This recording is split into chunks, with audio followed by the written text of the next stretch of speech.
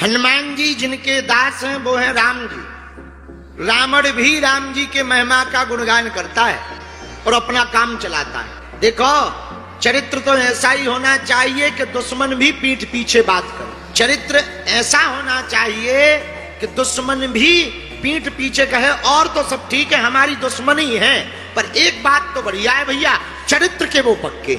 ऐसा चरित्र का निर्माण करना चाहिए। और कई लोगों के तो लोग मुंह पे बोल देते हैं बोलो सीताराम, पर धन्य है राम जी का चरित्र। राम जी के सामने तो रावण कुछ नहीं बोलता, पर अकेले में जरूर बोलता। जब राम जी ने राम सेतु बनाने की तैयारी की और पत्थरों को पानी में तैराया तो लंका में खबर गई कि वो जो दो वनवासी हैं राम और लक्ष्मण बड़े जादूगर हैं, बहुत जादू जानते, चमत्कार जानते, चमत्कार। रावण बोला क्या चमत्कार जानते? अरे बोले भैया वो दोनों राजकुमार इतने जादूगर हैं कि पानी में पत्थरों को तैरा देते। तो लंका की सेना आपस में बैठी, पूरी सेना, तो सब आपस में मंत्रणा करने लगे, विचार करने लगे कि भैया जब वो जादू के मंत्र के बल पर पानी में पत्थर तैरा सकते हैं और धोखे से अगर वो लंका आ गए तो पत्थर बरसवा भी सकते हैं। तो एक सैनिक बोला अगर बरसवाएंगे तो सब मर जाएंगे, ये राजा तो कुछ नहीं करने वाला, एक काम करो पार्टी बदल लो। सेना बोली मतलब? तो एक बुद्धिमान राक्षस बोला एक काम करो झंडा बदल लो, खूब लंका लंका हो गई, अब अयोध्या वाले बन जाओ। एक ही उपाय है बचने का। कई छोट भैया नेता ऐसे ही होते हैं, कई नेता हमने देखे ऐसे, वो पहले किसी और पार्टी का झंडा लगाए रहेंगे, जहां देखें कि प्रदेश में सरकार इस पार्टी की आ रही, सोई रात को निकाल के दूसरा वाला ठोक लेते हैं। और जैसे ही वो सरकार बने सोई वो पहले से ही कहने लगते हम तो पहले से ही इसी पार्टी के थे, हमारे तो बाप दादा खानदान रहा, ऐसी बातें करने लगते। तो सेना ने भी यही बुद्धि अपनाई कि पार्टी बदल लो, पार्टी बदल लेंगे तो पिटाई नहीं होगी। तो रावण की सेना रावण के पास आई। रावण बोले कहां जा रहे? सेना बोली पार्टी बदल रहे। रावण बोले क्यों? बोले अब बदले ना तो क्या मरे? रावण बोले मतलब? बोले जो आदमी पानी में पत्थर तैरवा सकते हैं वो लंका आके पत्थर बरसवा भी तो सकते हैं, कौन मरे?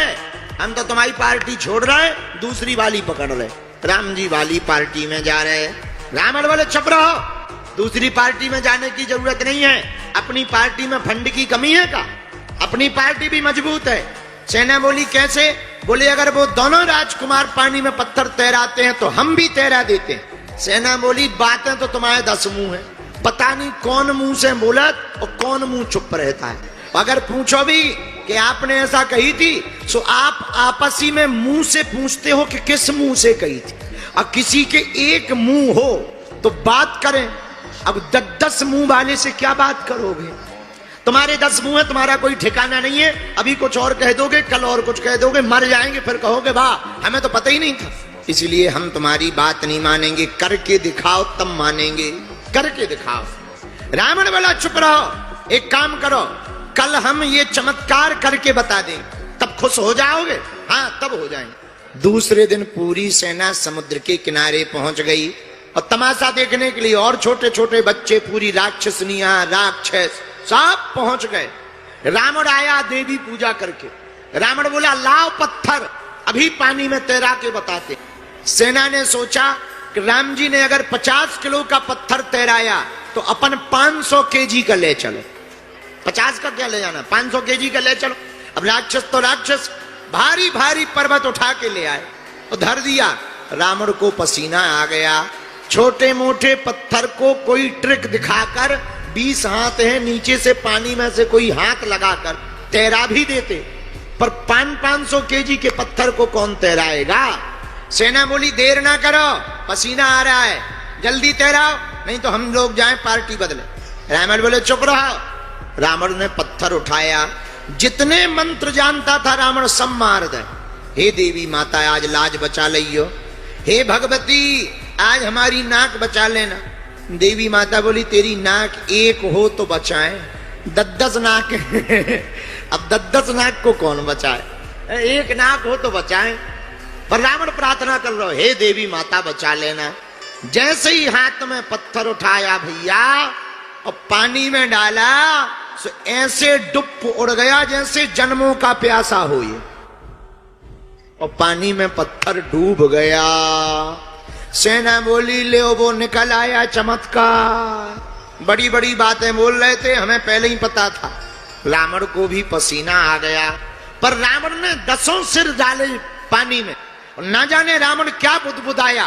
और जैसे ही वो बुदबुदाया, मारे आवेश के उसने हाथ पांव फटकारे, और ऐसा चमत्कार हुआ कि जो पानी में पत्थर डूब गया था, जमीन में पहुंच गया था, वो एक क्षण में ऊपर आ गया। सेना खुश हो गई, सब ताली बजाकर जय जयकार करने लगे। बोले भैया राम जी चमत्कारी हैं, अगर पानी में पत्थर तैरा देते तो अपने राजा भी कम नहीं है, पानी में पत्थर तैरा देते। पर रात हुई, रात तो रात को मंदोदरी चरण दबाने लगी रावण की। अब बोली महाराज बुरा ना मानो तो एक बात पूछे। बोले पूछो। देखो किसी की पोल का पता करना हो तो घरवाली को जरूर पता रहता।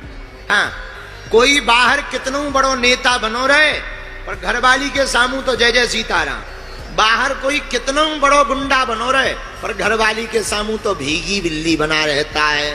रात को मंदोदरी चरण दबाते हुए बोली महाराज हमें पता है आपके पास कौन कौन से चमत्कार हैं, पर हमें यह भी पता है आपके पास ऐसा कोई चमत्कार नहीं है कि आप पानी में पत्थर तैरा सको। पर हमने सुना है आज आपने पानी में पत्थर तैरा दिया, कारण बताओ। पहली बार रावण जिंदगी में रोया, पहली बार रोया।